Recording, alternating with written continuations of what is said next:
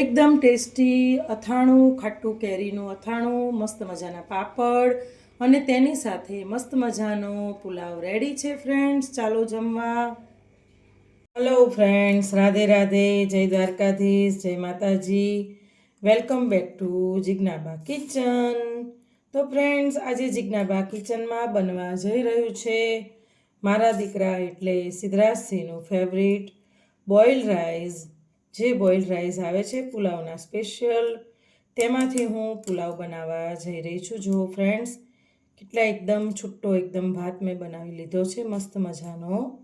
આ બોઇલ રાઈસને મેં 15થી 20 મિનિટ માટે ધોઈને પલાળી લીધા હતા. ત્યારબાદ તેમાં મેં મીઠું, હળદર અને પાણી, જેવી રીતે આપણે ભાત ઓસાઈએ તેટલું મેં પાણી અંદર નાખી દીધું હતું, 2 ગ્લાસ જેટલું અંદાજે. અને તેમાં મેં થોડું તેલ પણ એડ કરી દીધું હતું અને મસ્ત રીતે તેને, જો ફ્રેન્ડ્સ, આવી રીતે એક એક દાણો છૂટો થાય તેવી રીતે મેં તેને બાફી લીધા છે. અને હવે તેનો મસ્ત મજાનો આપણે પુલાવ રેડી કરી લઈશું ફ્રેન્ડ્સ. મારા દીકરાને આ પુલાવ ખૂબ જ ભાવે છે, એટલે મારે અવારનવાર અઠવાડિયામાં 2 થી 3 વખત તો આ પુલાવ મારે બનાવવો જ પડે છે ફ્રેન્ડ્સ. જો એક પણ દાણો તેનો ભાંગતો પણ નથી અને મસ્ત રીતે ભાત બનીને રેડી થઈ જાય છે. અને હવે તેમાંથી આપણે સરસ રીતે તેનો પુલાવ બનાવી લઈશું. તો તેના માટે મેં ડુંગળી બટેકા પણ કટ કરી લીધા છે અને ફટાફટ આપણે હવે પુલાવને રેડી કરી લઈશું. ચલો તો ફ્રેન્ડ્સ, આપણે બોઇલ રાઈસમાંથી મસ્ત મજાનો પુલાવ રેડી કરી લઈએ. તો ફ્રેન્ડ્સ, હવે પુલાવ બનાવવા માટે જેમાં આપણે ભાતને ઓસાઈ લીધા હતા તે જ તાસણાનો હું ઉપયોગ કરીશ, જેથી કરીને વાસણ પણ ખૂબ ઓછા થાય. તો ફ્રેન્ડ્સ, હવે એ તાસણામાં આપણે તેલ એડ કરી દઈશું. અહીં આપણે 2 ચમચા, 2 મોટા ફૂલ ચમચા આવે છે તે ઓઇલ એડ કરી દઈશું. તેલને આપણે આવવા દઈશું. તો ફ્રેન્ડ્સ, આપણું તેલ હવે સરસ આવી ગયું છે. તો ફ્રેન્ડ્સ, મારા સિદ્ધરાજભાઈને પુલાવમાં કાજુ ખૂબ જ ગમે છે, કાજુ અને શિંગદાણા. તો સૌથી પહેલાં આપણે તેલમાં કાજુ અને શિંગદાણા તળી લેશું.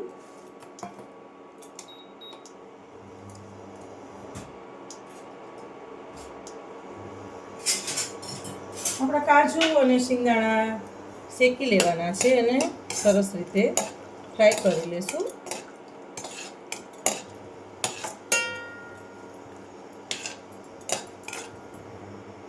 તો ફ્રેન્ડ્સ, જો આપણા સરસ કાજુ શેકાઈ ગયા છે, સરસ રીતે ફ્રાય થઈ ગયા છે. હવે આપણે શિંગદાણાને પણ ફ્રાય કરી લેશું.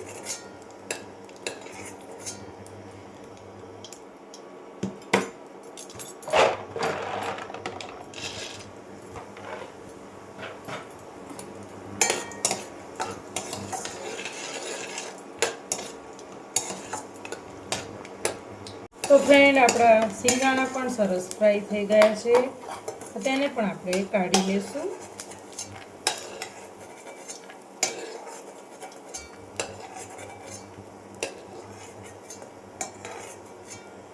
ત્યારબાદ હવે વઘારમાં આપણે જીરું એડ કરીશું.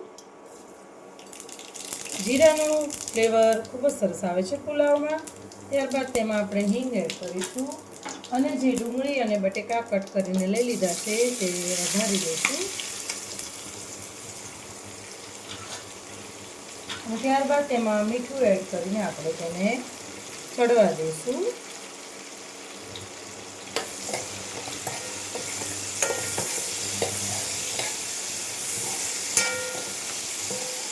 ફ્રેન્ડ્સ, મારા સિદ્ધરાજભાઈને ખાલી આ 2 જ વેજીટેબલ નાખીને પુલાવ ભાવે છે, એટલે હું આ 2 જ વેજીટેબલનો ઉપયોગ કરું છું.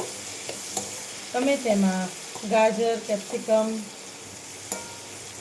કાકડી, બીજા ઘણા બધા વેજીટેબલ તમે નાખી શકો છો. વટાણા પણ તમે નાખી શકો છો, ફણસી પણ તમે એડ કરી શકો છો. હવે આને આપણે ચડવા દઈશું. તો ફ્રેન્ડ્સ, આપણા વેજીટેબલ સરસ સોટે થઈ રહ્યા છે. તેને હવે આપણે ચેક કરી લઈએ કે ચડી ગયા છે કે નહીં. તો ફ્રેન્ડ્સ, સરસ ચડી ગયા છે. હવે આપણે આમાં બધા મસાલા કરી લઈશું. તો ફ્રેન્ડ્સ, સૌથી પહેલાં આપણે આમાં લસણની પેસ્ટ એડ કરીશું, એટલે કે જે આપણો લસણીયો મસાલો કહીએ છીએ તે આપણે એડ કરી દઈશું.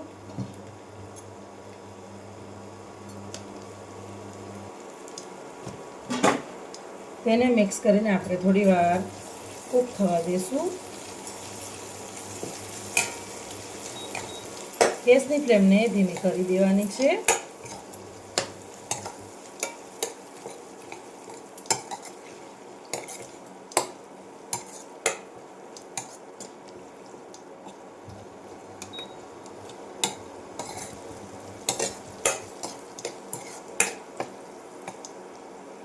ફ્રેન્ડ્સ, આપણે ભાતમાં હળદર નાખી દીધી છે, એટલે હું અહીંયા વેજીટેબલ્સમાં હળદર એડ નથી કરવાની.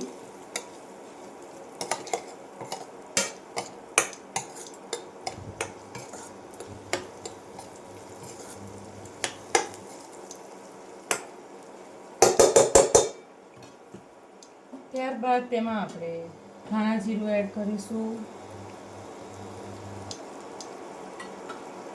મેં અહીંયા 1.5 ચમચી જેટલું ધાણા જીરું નાખ્યું છે.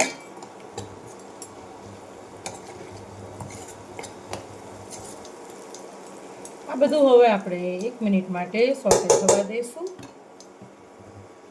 1 મિનિટ થઈ ગઈ છે. ત્યારબાદ તેમાં આપણે જે મુંબઈ ભાજી પાઉં મસાલો આવે છે બાદશાહનો, તે હું તેમાં 1 ચમચી એડ કરીશ. તેનાથી પુલાવનો ટેસ્ટ ખૂબ જ સરસ આવે છે. તમે કિચન કિંગ મસાલો જે આવે છે પંજાબીનો, તે પણ નાખીને પુલાવ બનાવી શકો છો. તેનો પણ ટેસ્ટ સરસ આવે છે.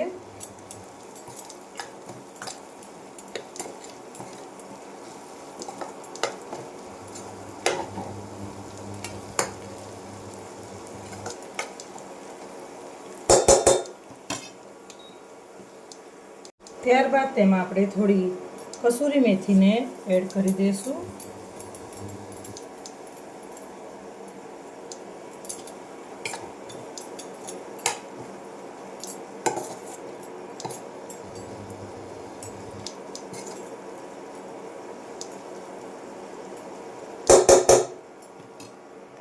ત્યારબાદ હવે આપણે તેમાં આપણો જે રાઈસ બનાવીને લઈ લીધો છે તેને એડ કરી દઈશું. તો ફ્રેન્ડ્સ, જો એકદમ છૂટો છૂટો આપણો રાઈસ કેવો સરસ બની ગયો છે. એકદમ છૂટો જો ફ્રેન્ડ્સ.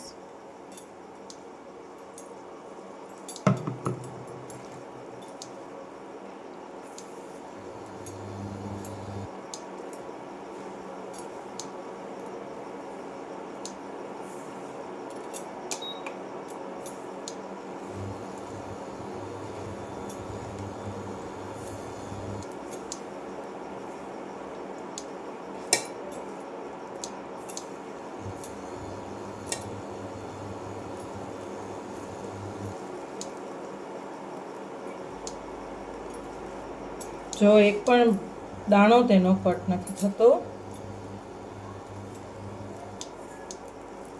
તો ફ્રેન્ડ્સ, તમે પણ બોઇલ્ડ રાઈસમાંથી પુલાવ બનાવજો. રેસ્ટોરન્ટમાં પુલાવ ખાવા જવાની જરૂર રહેતી જ નથી.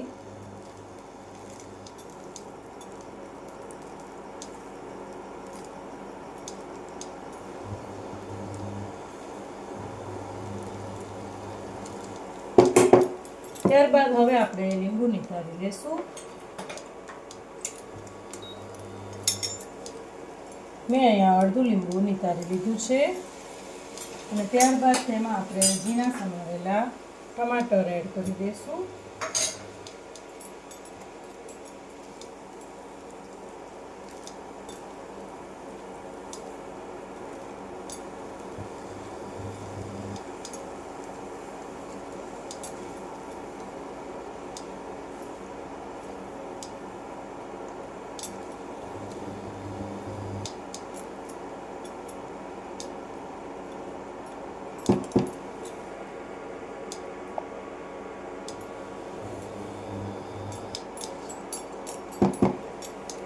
ત્યારબાદ તેમાં આપણે શિંગદાણા અને કાજુને પણ એડ કરી દઈશું.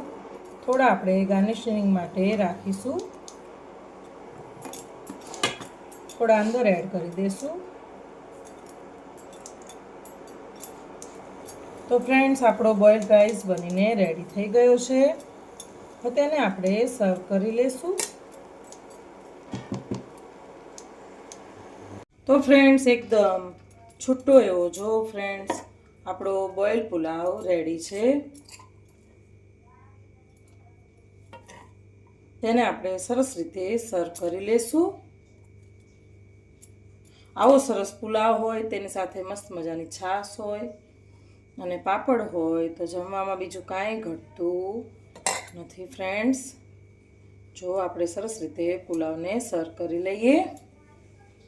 ફ્રેન્ડ્સ તેને મેં કાજુ અને ફ્રાય સિંગદાણાથી સર્વ કરી લીધું છે.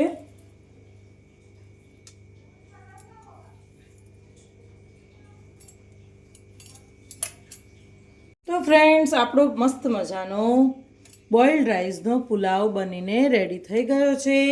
તેની સાથે મેં મસ્ત મજાના ગઈ સાલના બનાવેલા ચોખાના પાપડ જે તળ્યા હતા તે સર્વ કર્યા છે. અને ગઈ સાલ જે મેં ખાટું અથાણું બનાવ્યું હતું કેરીનું, જો ફ્રેન્ડ્સ એકદમ એવું ને એવું જ રહ્યું છે, તાજું એકદમ હોય એવું. તેનો કલર પણ બિલકુલ ચેન્જ નથી થયો. અને આ અથાણાની રેસીપી પણ મેં મારા ચેનલમાં મૂકેલી છે. તો ફ્રેન્ડ્સ જેને પણ જોવી હોય તે મારી ચેનલ જિજ્ઞાબા કિચનને ખોલીને તમે જોઈ શકો છો. તેમાં અવનવા અથાણાની રેસીપી પણ મેં મૂકેલી છે. તો ફ્રેન્ડ્સ તમે પણ ચોક્કસથી અને જરૂરથી ટ્રાય કરજો આવી રીતના બોઇલ્ડ રાઈસનો પુલાવ, વેજીટેબલ પુલાવ, કે તમારે રેસ્ટોરન્ટમાં પણ જવાની જરૂર નહીં રહે તેવા સરસ ટેસ્ટમાં ઘરે જ બનીને રેડી થશે. તો ફ્રેન્ડ્સ તમે પણ બનાવજો. અને હા ફ્રેન્ડ્સ, મારી ચેનલને લાઇક, શેર અને સબસ્ક્રાઈબ કરજો. અને મારી બીજી કઈ વાનગી હવે આગળ આવવાની છે તે જોવી હોય તો તેના માટે તમારે મારી ચેનલને તો સબસ્ક્રાઈબ કરવી જ પડશે. તો મારી ચેનલને લાઇક, શેર અને સબસ્ક્રાઈબ કરજો અને મારા બીજા નવા વિડીયા જોજો. તો ચાલો ફ્રેન્ડ્સ, વેજીટેબલ પુલાવ એટલે કે બોઇલ્ડ રાઈસનો પુલાવ જમવા. તો ફ્રેન્ડ્સ ચાલો ફરીથી મળીશું જિજ્ઞાબા કિચનમાં. રાધે રાધે, જય દ્વારિકાધીશ, જય માતાજી, બાય બાય.